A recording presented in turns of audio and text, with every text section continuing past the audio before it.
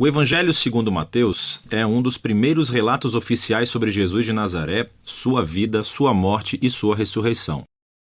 O livro em si é anônimo, mas a tradição confiável mais antiga aponta para Mateus, o cobrador de impostos que foi um dos 12 apóstolos que Jesus nomeou, e ele realmente aparece dentro do próprio livro. Por cerca de 30 a 40 anos, os apóstolos ensinaram oralmente e transmitiram seus relatos de testemunho sobre Jesus, assim como seus ensinamentos que haviam memorizado. E Mateus reuniu e organizou tudo isso nessa incrível tapeçaria e criou o livro para destacar certos temas sobre Jesus. Nesse vídeo, vamos cobrir a primeira metade do livro. Especificamente, Mateus quer mostrar como Jesus é a continuação e o cumprimento de toda a história bíblica sobre Deus e Israel, que Jesus é o Messias da linhagem de Davi, que ele é o novo mestre com autoridade, como Moisés. Mas não só. Jesus é o Deus conosco, ou em hebraico, Emanuel. E Mateus desenhou esse livro com uma introdução e depois uma conclusão. Estes agem como uma moldura em torno de 5 seções claras aqui mesmo no centro, cada uma das quais é concluída com um longo bloco de ensinamentos de Jesus. E esse conceito é intencional e incrível. Veja como isso funciona. Os capítulos de 1 a 3 preparam o palco, vinculando a história de Jesus diretamente ao enredo da escritura do Antigo Testamento. Então Mateus abre com a genealogia de Jesus, destacando como ele é da linha messiânica do filho de Davi.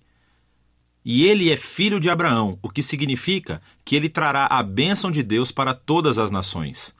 Depois disso, temos a famosa história do nascimento de Jesus e como todos os eventos cumpriram as promessas proféticas do Antigo Testamento que as nações viriam e honrariam o Messias. Que o Messias nasceria em Belém, mas, mais do que isso, a concepção de Jesus pelo Espírito Santo, seu nome, Emanuel. Tudo isso trabalha em conjunto para mostrar que Jesus não é um mero humano. Ele é Deus conosco. Deus se torna humano. Então, você pode ver 2 dos principais temas de Mateus aqui na introdução. Ele é da linha de Davi, ele é Emanuel, mas Mateus também quer mostrar como Jesus é um novo Moisés. Assim como Moisés, Jesus saiu do Egito, atravessou as águas do batismo e viveu no deserto por 40 dias. E então Jesus sobe a uma montanha para entregar seu novo ensinamento. Através de tudo isso, Mateus afirma que Jesus é o prometido maior do que a figura de Moisés, que libertará Israel da escravidão.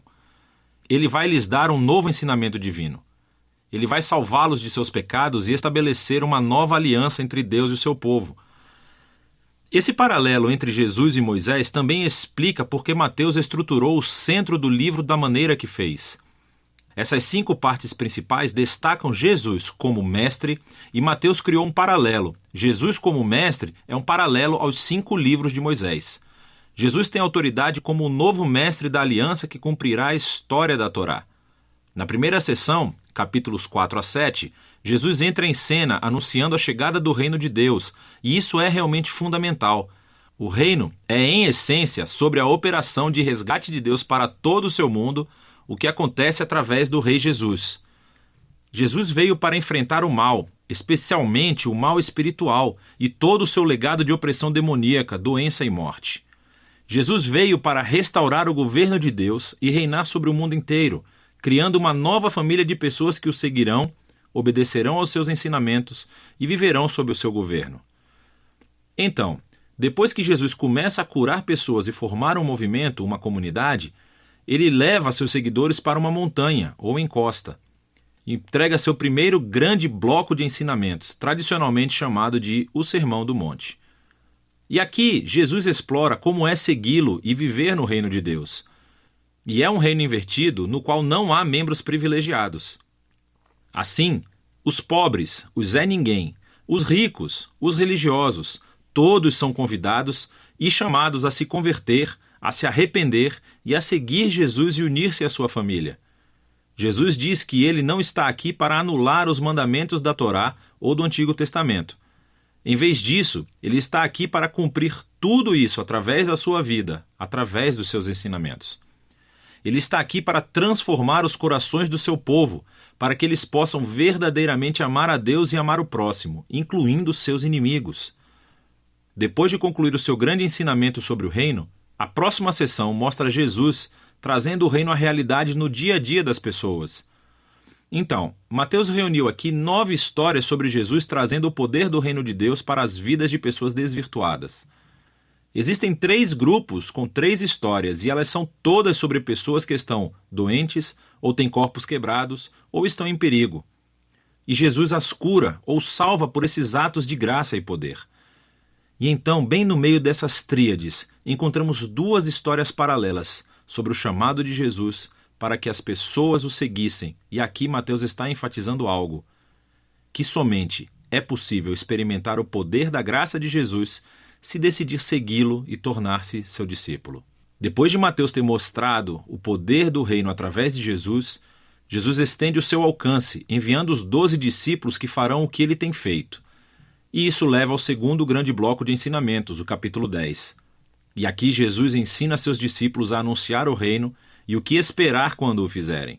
Muitos entre Israel estão aceitando a Jesus e a sua oferta do reino, mas os líderes de Israel não. Eles perderão muito ao se arrependerem e se tornarem discípulos de Jesus. E então Jesus sabe que eles o rejeitarão e perseguirão os seus seguidores. O que é exatamente o que acontece na próxima sessão, capítulos 11 a 13. Mateus reuniu um grupo de histórias sobre como as pessoas respondem a Jesus e a sua mensagem. E é tudo misturado. Algumas histórias são positivas, as pessoas amam a Jesus e acham que ele é o Messias. Outras são mais neutras, como João Batista, ou até mesmo os membros da própria família de Jesus, e deixam claro que Jesus não é o que esperavam. Então, aos líderes de Israel, que são totalmente negativos. Você tem os fariseus e os estudiosos da Bíblia. Todos rejeitam Jesus. Eles acham que ele é um falso mestre, que está levando as pessoas para o caminho errado.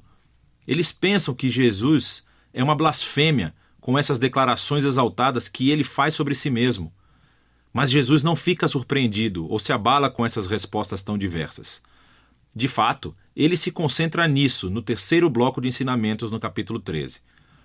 Aqui, Mateus reuniu um monte de parábolas de Jesus sobre o reino, como um fazendeiro jogando sementes em 4 tipos de solo, ou sobre um grão de mostarda, uma pérola ou um tesouro enterrado. Essas parábolas são como um comentário sobre as histórias que você acabou de ler nos capítulos 11 e 12. Algumas pessoas estão aceitando Jesus com entusiasmo. Outras o estão rejeitando, mas o reino de Deus é de valor supremo e não deixará de se espalhar apesar de todos esses obstáculos. Então, essa é a primeira metade do Evangelho segundo Mateus. Aqui estão mais algumas coisas para analisar enquanto lê esses capítulos. Lembre-se que Mateus está apresentando Jesus como a continuação e o cumprimento da história do Antigo Testamento. Então, procure como ele se entrelaça nas citações do Antigo Testamento. E o que você encontrará é que elas são colocadas em pontos estratégicos da história, explicando mais sobre Jesus e a sua identidade. Então pare, reserve um tempo para pesquisar essas referências e as leia em seu contexto do Antigo Testamento e, na maioria das vezes, você descobrirá conexões muito interessantes. Por fim, preste atenção aos tipos de pessoas que aceitam Jesus e o seguem. E você verá que na maioria das vezes são pessoas que não são importantes, não são ninguém ou não têm religião. E essas são as pessoas que são transformadas pela sua confiança ou fé em Jesus e seguem-no. E são os religiosos e os orgulhosos que são ofendidos por ele. Então, como é que essa tensão entre Jesus e os líderes de Israel se manifestará? É disso que se trata a segunda metade de Mateus.